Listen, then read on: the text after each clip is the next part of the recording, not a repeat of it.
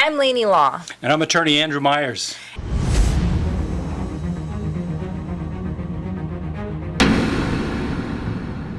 Andrew has been blogging for over 10 years now. Today we're going to be discussing one of his top blog posts. Who's the worst driver? Men or women? I can't believe that driver almost hit me. I was right in the middle of the crosswalk. What happened? I thought you had the right of the way. I did. I had the pedestrian light, but she didn't even pay attention.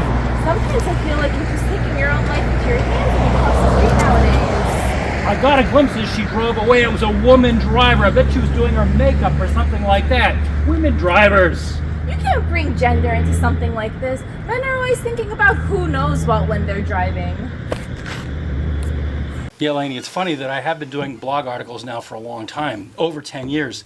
And sometimes it's hard to pick a topic, but one day I was reading the newspaper and there was an article about who's the worst driver, men or women? And it was funny.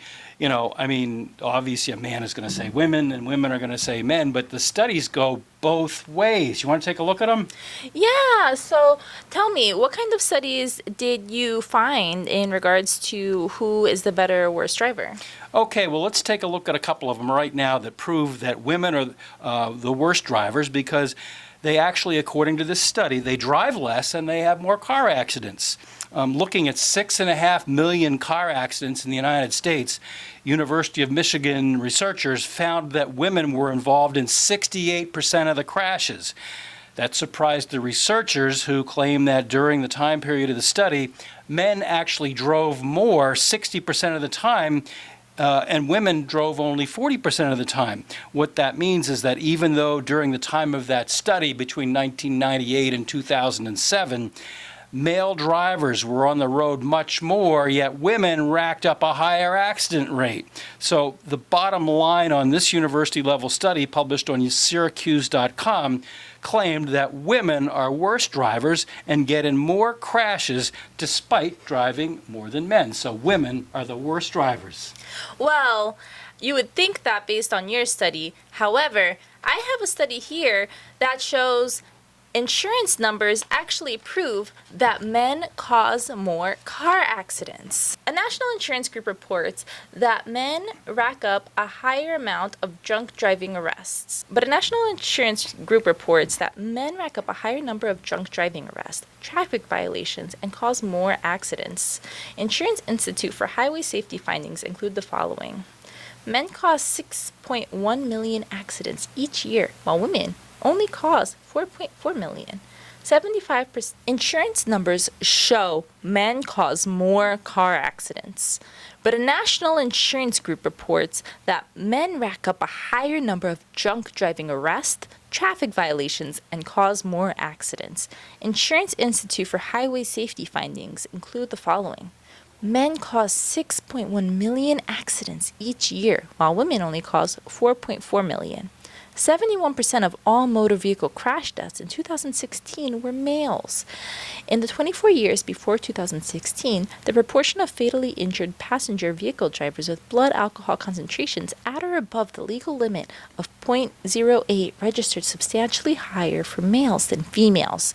This insurance group based its findings on National Highway Safety Administration data, which also showed speeding as a contributing factor for a greater proportion of male drivers killed in motor vehicle crashes than for females killed in car accidents. All right, so those are only your studies. Let's look at my studies. There's a car insurance company in the United Kingdom that came up with its own research. The company by the name of Diamond reported that nearly 500,000 UK accidents each year are caused by women applying their makeup behind the wheel. Trust me, we don't make this up. This is actually part of a study that you can look up online. In an article titled, "Women Really Are the Worst Drivers Than Men," claims new research, it said that 10% of all accidents involving women occurred while taking the kids back and forth to school. Only 1% of such accidents involved men. UK lawyers claim that in the 1 year before that study, which was published on March 14, 2018, they saw a 50% increase in the number of women going to see them because they were facing charges of negligent driving. Drivers stress caused by busy lifestyles is said to be the main cause of an increased number of accidents among middle-aged women. So it's interesting that you tell me that, because I have an article here that actually says men are more likely to violate laws on the highway. A U.S. insurance company got the opposite results from what you just told me. A study done for MetLife found that men are over 3 times more likely to receive tickets for reckless driving than women. The same study, carried out by the research firm Quality Planning, reported men are cited for drunk driving 3 times more often than women. Women are, on average, less aggressive, law-abiding drivers. Only 39% of men in that study thought men were safer drivers. The bottom line in this report: bad driving habits bring higher insurance rates. Insurance companies set rates based on classes of driver and who makes more claims. Car insurance rates for women are lower than those for men nearly everywhere across the U.S. So that's crazy to me. So from what this is telling me is that just based on your gender alone, your insurance rate might be higher or lower. Is that true? Oh, absolutely. Setting insurance, what they call the actuarials of car insurance, is one of the last places in the United States where discrimination is actually legal and valid and done every day. In other words, women in the same demographic, in the same metropolitan area, women pay less for their insurance than men. And I don't think that's fair. That is insane that you could experience higher insurance rates for something that you can't even control, like your gender. Does it really make sense that based on your gender alone, your insurance rate could possibly be higher? How would you feel if it was the other way around? Is it really fair to say that just from this historical evidence based on gender, which may not even be necessarily an important factor in what caused the accident, is it really fair to provide these drivers with higher insurance rates? Well, you're asking the wrong person, because I don't think it's fair, because I'm a guy, and guys, of this, again, of the same actuarial area and the same metropolitan area pay more. So you're asking the wrong guy, and I also am a plaintiff's attorney, so I am up against insurance companies who rarely make any sense to me. But I think the really interesting thing about all these studies that we've just looked at is that you read studies saying men are the worst drivers, and I read studies showing that women are the worst drivers. I think it talks more about the studies and the fact that no matter what the issue is, you probably can find studies that prove whatever point you want to make. And you know what? It's important to take things like that into consideration, because while Andrew had a lot of articles supporting his theory, I was also able to have a lot of articles support mine. So there might not be a set answer, and that's when it's important to use your critical thinking skills. Oh, absolutely. You might ask, this is a podcast about the law. In fact, that's our title, About the Law. So what does this have to do with the law? The view here is that critical thinking is important no matter what you're doing, whether you're reading a study online or in the newspaper or handling a legal case. Legal thinking or critical thinking in any area is really important. So I think it's really important to look behind the headlines of these studies. For example, who did the study? What was the sample group? Did they use a control group? Who paid for the study? I mean, a lot of these studies that you read and that I read were in universities. That's okay, and you might say, well, universities tend to be liberal, but that may or may not tell the whole story, because a lot of times universities get endowments that help them, and they also get research grants. So if you, for example, are a coffee company and you have $1 million and you want to go to a university and ask them to do a study, what's that study going to show? Obviously, that coffee is the greatest thing in the world, I'd imagine, if you're trying to get your coffee brand out there. It's similar to like the old got milk and how it used to be common knowledge, or what people interpreted to be common knowledge, that milk was supposed to be good for you. But at the end of the day, who was funding those types of studies? Companies are able to skew the results. Companies that pay for the results. I mean, if I own a chocolate company and I come to you and you're a researcher and I say, I'm going to give you millions of dollars, which is going to enable you now to hire a bunch of people and to probably buy new computers and everything else. and I say, here's $1 billion to do a study on chocolate, what is your study going to show us? My study is going to show us what the company wants to hear, the company that's funding. A company that's funding a research study is going to want to take the results that favor their opinion. So my bottom line point here is that whenever you read a study, whether it's on men and women driving, or whether it's on chocolate, or whether it's on coffee, and by the way, I've been reading a lot about health, and you can read one day that coffee is really good for your health and people tend to live longer and won't get dementia and Alzheimer's. But then I've also read studies that say that coffee is bad. It burns your brain out, and you tend, if you're a heavy coffee drinker, you will tend to have early onset of dementia, and you're more likely as a coffee drinker to have Alzheimer's when you're older. There are actually studies that say all of these things. And if you read the newspapers, I'm older, so I read newspapers. You're younger, so you probably read stuff online. You read things like this every day, so you have to take a really close look at who paid for the study. Not just that it was done by a university or a research company, but who paid for that study? What were their research methods? How many people were in the study? I mean, I've read political stories that cited a political poll that said a sample of 600 people was good for New Hampshire. I've also read newspaper articles that said a sample size of 600 was good for the nation. Well, if 600 is good for New Hampshire, how can that be good for the nation? It's like, even when you think about it on a realistic standpoint, it's just like we have, millions of people per state.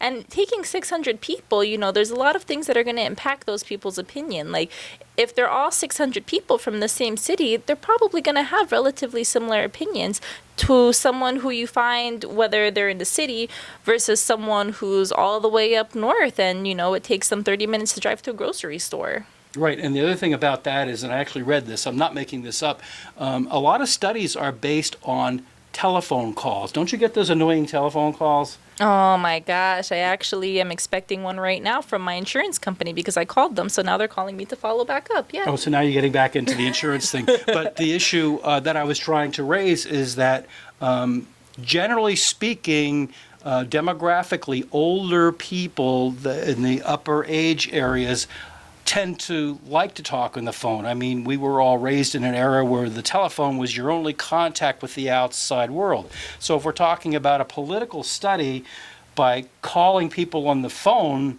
it's been proven that an older demographic is going to be answering those phone calls. So in the end, that survey is going to reflect more what older people are thinking and not what younger people are thinking, because younger people generally tend to only answer the telephone for people that are on their contacts list. Am I right? That's right. And honestly, even if someone's on my contact list, depending on my mood, I might just let it ring. If I don't know that number, I'm definitely not answering that phone call. So the point I'm trying to make is that when you read those studies or hear those studies online or on the television that, candidate A is way ahead in the polls, you've got to say to yourself, A, who did the study? B, how did they do the study? And C, if they did it on the telephone, that study is going to be skewed to only those people that answer the telephone. So whether we're talking about men or women being the worst drivers, women are the worst drivers. Whether we're talking about men or women being the worst drivers, or whether chocolate's good or bad for you, or whether coffee's good or bad for you, or candidate A or B, you really have to question these studies. And so what does this have to do with the law? It has everything to do with the law, because when a client comes into the office and they have a case, you've got to be very analytical and think about what it is that they're telling you, what are the facts. And the same thing is true when the insurance company starts telling us, oh, the accident wasn't that bad, or they weren't really injured that badly. You have to critically think, what's the basis for all these things that they're saying? And so while Andrew may say that women are the worst drivers, and while I may say that men are the worst drivers, it's up to you to use your critical thinking to determine who made this study and what do they want me to believe. We are more likely to believe things that align with our worldview. So when you're doing your research, you really need to dive deeper and you really need to check a bunch of different sources. And sometimes there's no clear-cut answer. Yeah, that's absolutely true, especially in politics. I mean, the nation is more divided now than it's ever been, with the exception of the Civil War. But I mean, that's exactly true. You can have a point of view and find a bunch of studies that support your point of view. I can have a point of view and have a bunch of studies that support my point of view. Studies can show us pretty much anything. And you know what? Gender probably has little or nothing to do with what causes accidents. A lot of different things can cause accidents. And you know what? Sometimes after an accident, people come up with the craziest explanations. Lainey? We have to shake our heads and wonder when people became so addicted to GPS that they stopped paying attention. Take the reported case of an older driver in Germany who was so busy staring at the GPS in his car that he missed the closed for construction signs. Fortunately, neither he nor his wife were injured when he drove past the sign and slammed full throttle into a huge pile of sand. Our second accident presented the police with a mystery. According to reports, officers arrived onto the scene of a car accident to find the bashed up car, but the driver seemed okay. Police looked around, had no idea what happened, and were further intrigued when the driver explained, "An invisible car came out of nowhere, struck my vehicle, and vanished." Our number one head scratcher today happened at a fast food drive-thru. After picking up an order of 10 double cheeseburgers, the driver started to drive forward. That's when their passenger claimed that one of the burgers was missing. The driver, startled, wanted to back up, but instead accelerated forward directly onto a large yellow pole. By the time the police got there, a recount revealed that all 10 of the burgers were there after all. So the reason that we selected this topic for this podcast is because, again, I've been blogging for a long time, and sometimes it's hard to pick a topic. Sometimes we just pick up the newspaper and see something and say, hey, that'd be a great topic. And that must have been true in this case because I had more responses to that blog article than almost any other. So why am I bringing this up again? The reason I'm bringing it up again is because we go by your responses. So please go into the contact block on my webpage, which is attorney-myers, MYERS.com. And we're ready, willing, and able to take any ideas that you have for our future blogcasts. If you have a case that you'd like to talk to us about, I'm happy to talk to you about that, whether it's an injury case or a bankruptcy case or any other civil matter. We're happy to talk to you about that. And feel free to leave your comments and opinions down below. We're looking forward to seeing everything you guys have to say. If there's something that you want us to talk about, like Andrew said, feel free to go on to attorney-myers.com and either leave a video request there, or if you have any legal concerns, you can reach out to Andrew there. So I just want to say thank you so much for taking time out of your day to watch this video. Please consider subscribing to this channel if you enjoyed what you saw today. We're a new channel, so any like, comment, or subscribe really helps a lot. Thank you so much and enjoy the rest of your day. Yeah, thank you very much, and we hope to hear from you.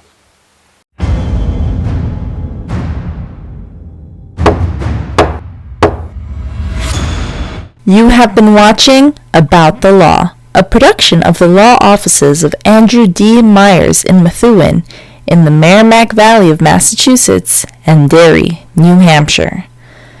Please give us a like and subscribe. The foregoing is offered for informational purpose only. It is not intended as, nor does it constitute, legal advice. Laws vary widely from state to state. You should rely only on the advice given to you during a personal consultation by a local attorney who is thoroughly familiar with state laws and the area of practice in which your concern lies.